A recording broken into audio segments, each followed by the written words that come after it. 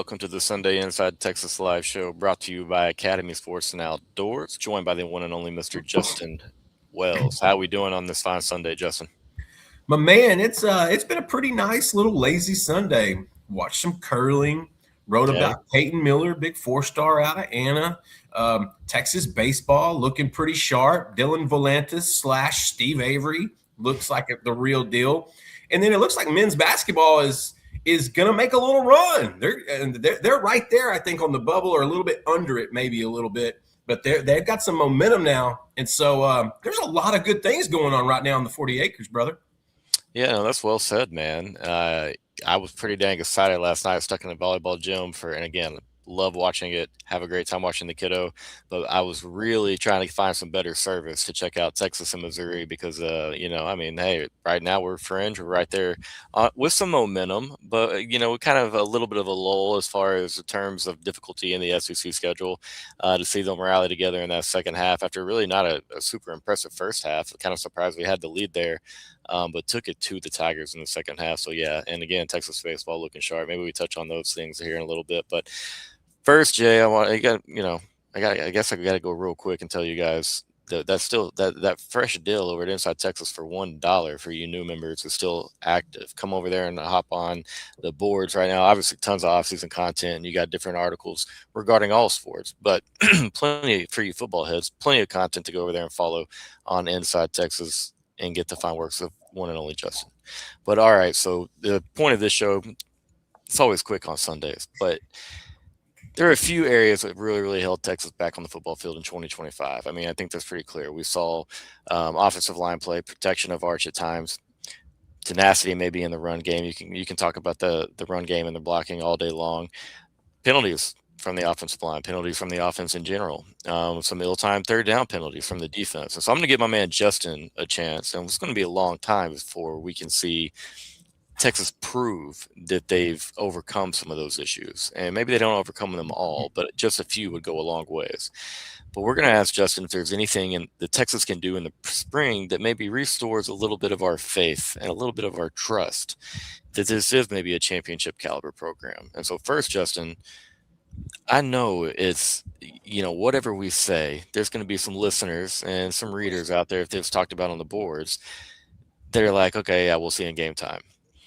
But RE penalties, is there anything Texas can do to really kind of, change the tune about people in the Kyle Flood-led products just maybe being, it's a bug and it's unfixable? It's the question I think most fans have been asking for 2 or 3 years now. As much success as Texas has had, they're still one of the most penalized teams in the country. And listen, don't get it twisted. There's been some calls from their time in the SEC that just did not make sense. There's been some really bad games, some really bad calls, but it's not the referees. You can't blame the refs for all of them. And they won't call all of them. So you got to play through it. And I think the penalty thing is the biggest thing that Texas can help themselves with. Last year, 9-3, and you still were one of the most penalized teams in the country. What you do is you go back and you start looking at every little small point in the season. Well, if they did this different, they're 10-2. And if they did this one thing different, they're 11-1. Like you get caught up in that. But I think what this team is doing now, and I know that some of the onus in winter Olympics right now, and that's essentially what it is. It's the underwear Olympics, working out, mat drills, things of that sort. One of the big emphasis is finishing your job, finishing the rep, also, bringing it with some intensity. But their running is more deliberate now. It's not just, like we used to do and line up from one side of the field to the other and just run back and forth. It's more deliberate. It's more strategic. It's more precise. And the reason is because they want to be in better shape in the second half, and they want to, knock down some of those penalties. A lot of times penalties come from tired. Yep. They come from being tired. Like people think they do it on purpose. Nobody commits a penalty. Usually nobody commits a penalty on purpose. It's because they're tired. And that's something I think they have to get through. And to me, it starts at the offensive line. That's the positions we saw. And understand this too. Last year was a lot of inexperienced guys kind of thrown into it for the first time. And I think that was part of why we saw, Brandon Baker, the first half of the season, have such a hard time. In the same argument, DJ Campbell was having issues with it, and he was in his 4th year. And so I think that the O-line is the onus. I think that's the focus when it comes to the penalty situation. I think they're fine on the other side because really on defense, if you don't get caught for targeting, I think you've done a good job. I hate the way the whole thing plays out. But I think the onus is on the offensive line, and it's to finish. And it's to make sure you're in shape in the second half so that you don't get tired, because tired creates coward. And that's when you start to see slips. You start to see someone pull a jersey a little too much, someone, flinching on 3rd down when you need 4, and now it's 3rd and 9. And so those little things, those are details that Sark and those guys talk about a lot. But the best thing is Torrey Beckman is trying to implement it. He's trying to make sure these guys are in the best shape. And this is another thing. I think also the fact that Flood retooled the O-line and brought in guys with experience. Like, you're not going to have issues with Trevor Goosby. You're just not. That's a no-brainer.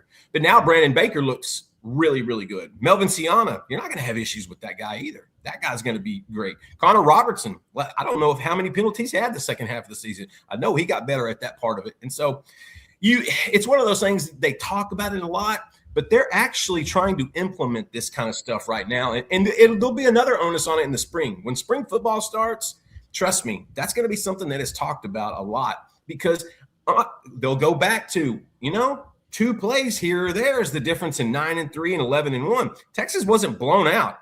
It didn't happen. They were all close games, relatively close games. They have to make sure they finish strong. And to do that, you got to be in the best shape possible. And that's where Becton starts. Flood will get to mix them up with them a little bit more in the spring. And another thing, I think guys playing at the same spots in the O-line are really, really going to help. They were putting this thing together in early October last year. Yep. That's going to force O-line errors. That's the lack of cohesiveness. You're going to have penalties. Now you got guys knowing where they're going to be. And Vince Lombardi said it best. We call really easy plays because that's the easiest thing to remember. And so you don't want your guys on the field thinking. You want them acting and reacting. And so I think that's the biggest thing, bringing in guys, having a little bit of retooling, bringing in some more experience, and kind of having guys understanding you're going to be the right guard. This is what you need to focus on. You're going to be the left guard. This is what you're going to need to focus on. That's just one step to kind of fixing all the little elements that you and I are going to talk about, especially from the flag standpoint. I think it begins and ends at the O-line. You chop down these O-line penalties, guys, that's the difference in the 9-3, the 10-2, 11-1. Oh, well, very well said, man. And being in shape is obviously a very big part of it. It's like you said, man, that once that string on the lack of focus yarn ball has been pulled, you know what I mean? It's not a great sign, and it seems to be a little bit contagious at times for an offensive line. And yeah, it's not like we have wide receivers that are just false starter backs and quarterbacks. I mean, it's some holding calls that are in there, which could also be due to a lack of shape, and also maybe just some good old SEC officiating. That's it. Hey, listen, there's nothing you can work on in the winter conditioning about that Vanderbilt ref crew. There's nothing you can do about that. They showed up. They knew what they were doing. They may have had some prop bets. All I know is that second half was so blatantly bad. And that's why I think some fans are just going to say, man, it's the SEC. It's everyone else. If Texas wasn't so dang penalized, I might jump on that train. But they're not. There's a lack of discipline in some of those areas. And that's kind of what you're talking about. Yeah. And real quick, before we move off the penalty train, let's see this question from Geocation. But both us and Aggies top penalized teams, it almost feels like a culture problem related to Texas football in general that goes to the high school level. Any thoughts or comments on that, brother? I mean, that's a pretty general statement. I think kids in Texas are just more aggressive. They've played football a lot longer. It means a lot more to kids in Texas and South Florida and Pennsylvania and mid Alabama, places like that. Like, it just means more. And so I don't know if there's a correlation there. That might be something worth studying. That's something I think Ian Boyd might find very interesting. I promise you he'd have an opinion on it at InsideTexas.com. Come see us. It really is the best time to sign up. But I got to tell you, it's a good question. It's a good question, man. I don't know if there's a correlation, but I do know kids in Texas take football more serious. They really do. And does that translate over into college? A lot of times it does. Yeah, I mean, absolutely. And again, it's all part of systems and schemes and depends on who's doing what.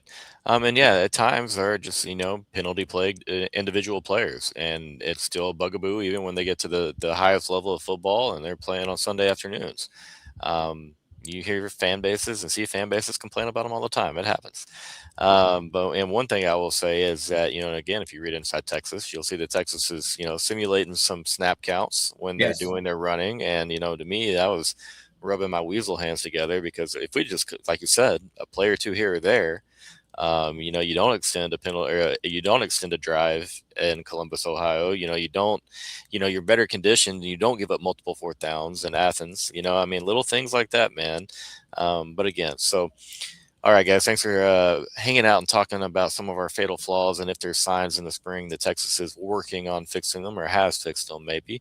Let's talk about just one player in particular, real quick. Just quick thoughts. Ryan Wingo drops. Are we going to see more of it? What can Texas do? I mean, no one's going to catch everything. Maybe it will. But what can Texas do? What can Ryan Wingo really be doing in the spring that maybe unlocks that next level? Because that seems to be like the only real thing with Ryan Wingo right now. Showed more physicality at high pointing balls later in the season, or at least being aggressive with the ball in the air. Showing that he's not a screen only guy or a guy that you're going to hand the ball off to. Right. I mean, what are your thoughts there? He's not just Mr. Horizontal, Right. where Ken Coleman's Mr. Vertical. Ryan can do a little bit of everything. Years ago, I went to St. Louis University to hang out with Ryan down by at his high school, and he had a receiver coach there working on some training stuff. And everything they kept talking about was catch the ball in the cone, catch the ball in the cone. Because Ryan's just a fantastic athlete, and he just sticks his hands out, and he's got giant paws. He usually just snags it. But this technical guy was telling him, look, that's not going to work at the next level. You can do this in high school. You have to get really good at it in college. And that's why Ryan had this trainer, and that's why he worked on this stuff. He's been working on these things for years.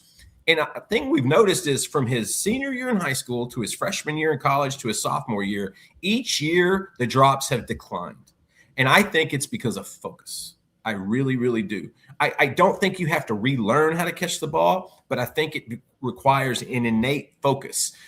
Against UTEP on a deep ball, you can track that. There's not going to be a lot of noise. There's not going to be distractions, and you're probably not going to have a DB on your hip. Right. At Georgia is a whole different situation, and that's kind of getting the calm is strength mentality and getting that tunnel vision and understanding. Just have that focus, following the ball into it. He's a catch it in the cone kid, and he's going to do that in the NFL for a long time. I think people expected, they saw Ryan Williams as a freshman. They saw Jeremiah Smith. They saw Cam Coleman as a freshman. They saw all these guys in that freshman class, and they're like, well, why ain't Ryan doing that? Well, he's a different player. He's a different athlete. He's a little bit different coming along. He still has the same upside. And listen, the best thing for Ryan Wingo, in my opinion, is Arch Manning. You know why? Because there's nobody in this stratosphere that trusts him more. That's his guy. Yep. Arch has 100% trust. After I don't know if we ever told the story. I don't know if I should. After the very first practice in it was spring.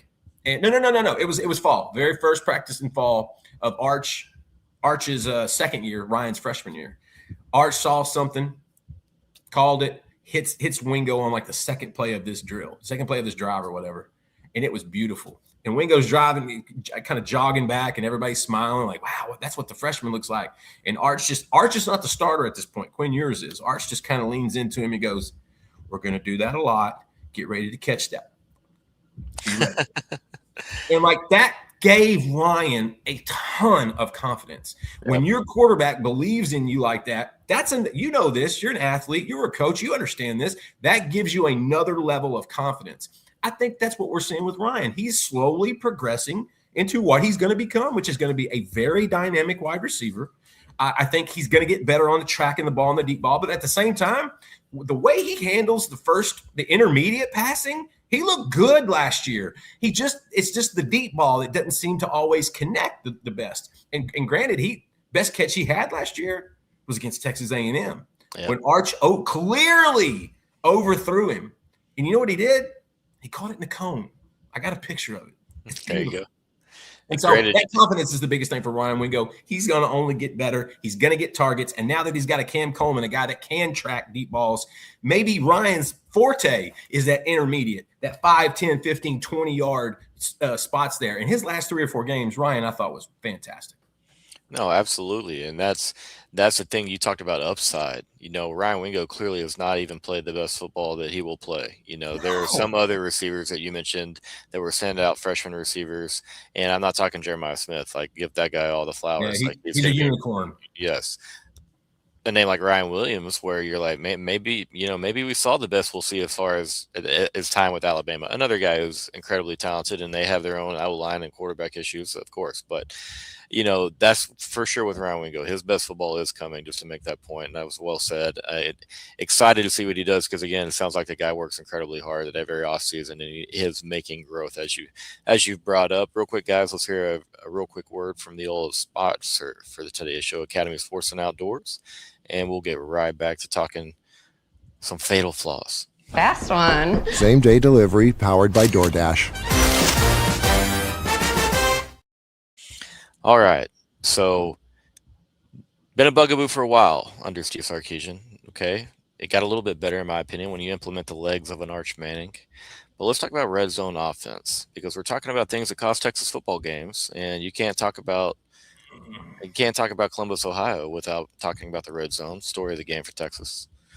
You can't talk about the loss to Ohio State in the Cotton Bowl. You can't talk about the loss to in the SEC title game against Georgia, and just how many field goals we had to kick instead of just punching the football into that end zone. And what is Texas doing in your eyes, outside of maybe, yes, you have Arch, who that is a massive boost. So pat on the back for Steve. Maybe he always knew it was going to be that way.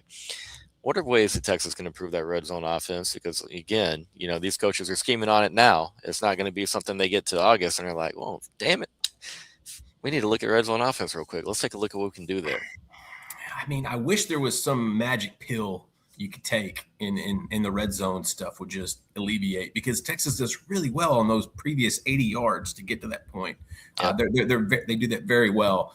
I think part of the problem the last couple of years is the offense has been, I'm not going to say, I'm not soft, but even more pass heavy. It's just not physical. Okay. And I'm going to go back to Tom Herman. Like, Tom Herman instilled a physicality within the team and within the organization. And a lot of it was evolved around Sam Ehlinger, just a pillar of toughness. And so those goal line, you never had those issues with the goal line. And then you had Mack Brown. You know what his recipe for the goal line? Get you a big running back that plays defensive tackle, or could. Get you a Henry Melton or a Cody Johnson or a Chris Whaley. Like, that was his remedy. I don't know what Texas is going to be. I don't know what Sark's is going to be.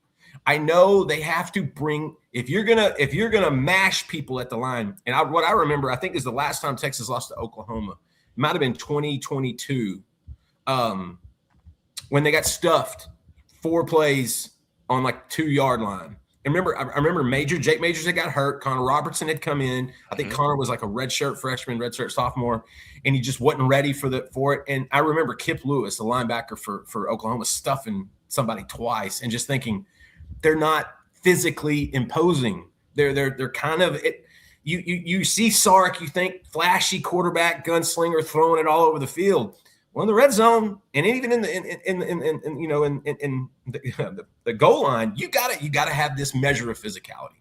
I think they kind of have to find that. It doesn't have to be a statement. It doesn't have to be their identity. It has to be a box that they can check when they're in that book. And so, the best thing I think they can do this year, you said it, Arch Manning's feet. The previous quarterbacks that Sark had, they weren't necessarily runners. Quinn Ewers could move when he needed to, but he'd much rather stay back in the pocket and throw the ball. Arch is different. Arch is more of a gamer. And so I think that's going to help them. But also, I need to see a big back. You want to get past this goal line issue, these red zone issues, get chunk yardage. I thought Jarrett Gibson was going to be this guy. We saw it 2 years ago at Michigan, and I thought that, they didn't have any issue with the goal line up there. Nope. Against a really good defensive front. I thought, well, they've got True North. They got the baby Rhino. He'll be just fine. Well, he had a little bit of hard time hanging on the pill, and that's fine.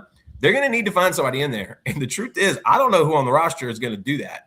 You've got Derek Cooper. That's your biggest kid per se. I think Jet Walker might actually be a little bit bigger, but that's going to be something you have to fix. But at the end of the day, I think they don't, it doesn't have to be their identity, but they have to establish some sense of physicality when they get closer.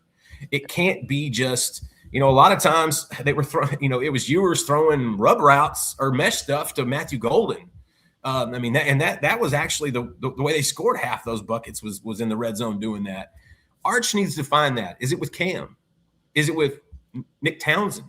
Is it with Ryan Wingo? Like, he's going to have to find that guy, and they're going to have to find just a little bit of mojo every time they enter that section of the field, because there needs to be an emphasis of physicality. I know they talk about it, and listen, we see the defense do it year after year, and that's why if you've read practice reports for the last few years, there's a reason the defensive front has been wearing out the offensive line. It's just more advanced, there's more developed, it's a better product on that side of the ball.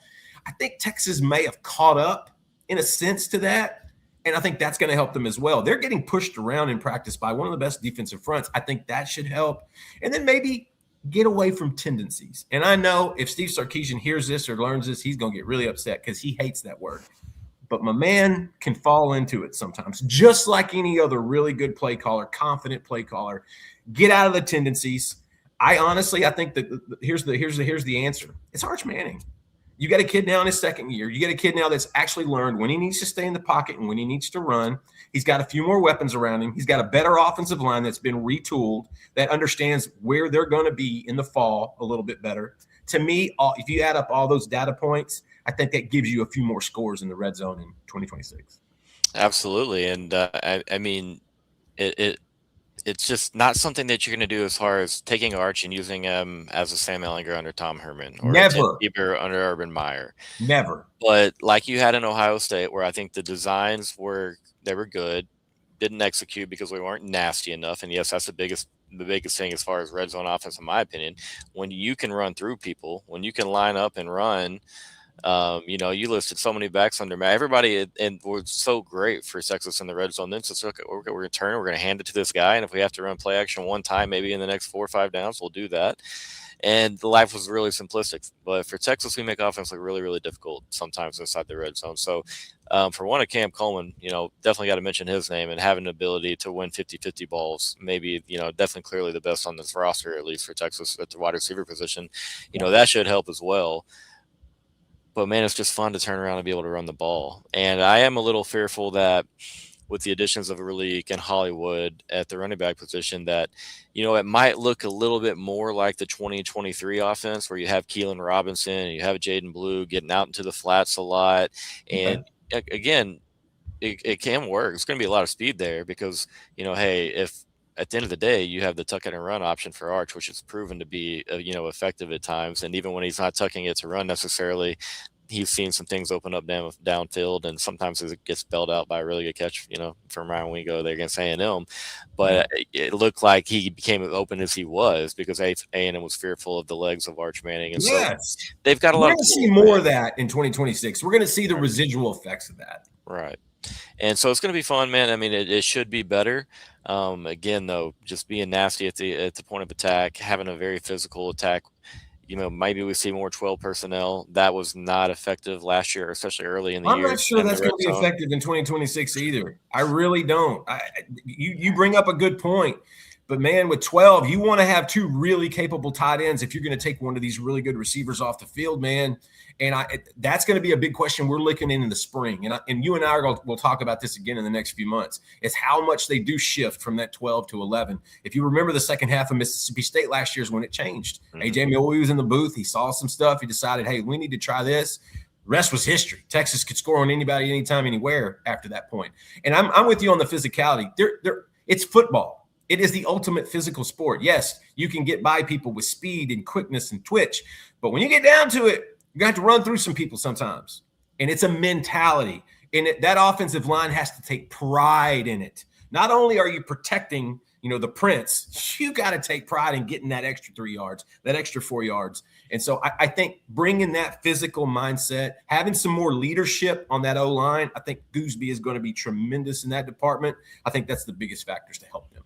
Absolutely, and it's not a situation in which we're like, oh, when we play a Georgia, Ohio State, or like a very physical Miami team in I was about to say Indiana. Miami is the best example.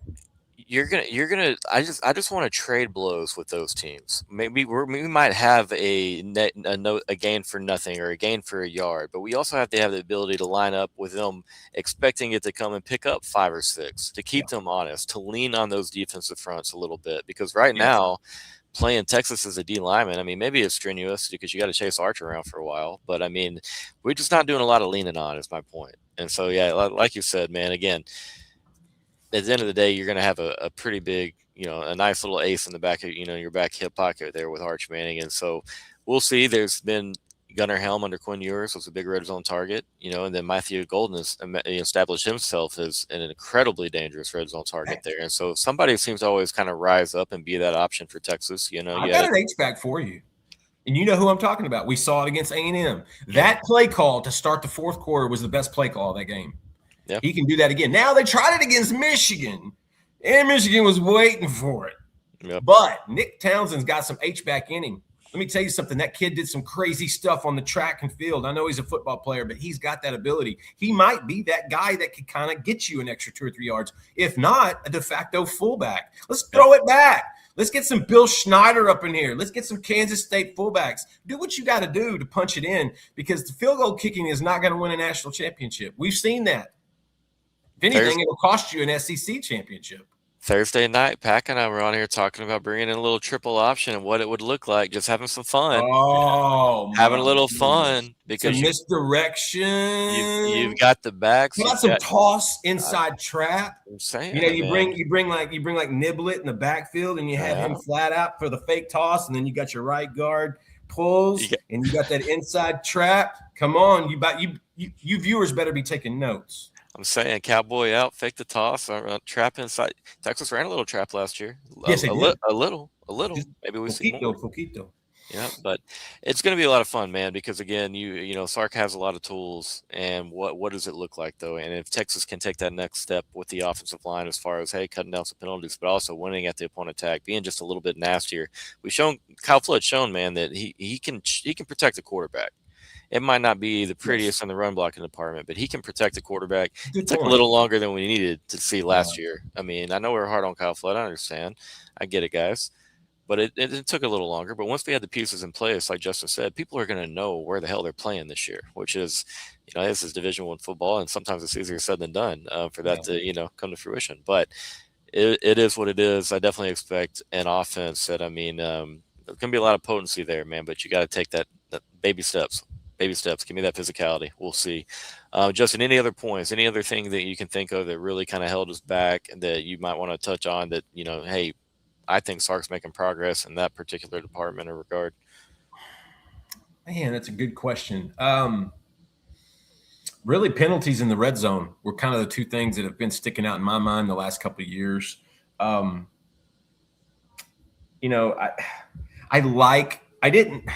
really like PK. I really do. I mean, you should. He's a great defensive coordinator. He's a great person. I kind of like them going back to like an older style defense. I like it more of a 3-4. I like it more what Muschamp's gonna introduce to him. I actually think that's going to help, because if you notice in the second half of the season last year, teams started running on Texas a little bit more. Not a lot, but they were leaning on them a little bit more. And I think we saw the defense on the field a little bit longer than we needed to in times. And so I'd like to get those guys off the field a little bit quicker.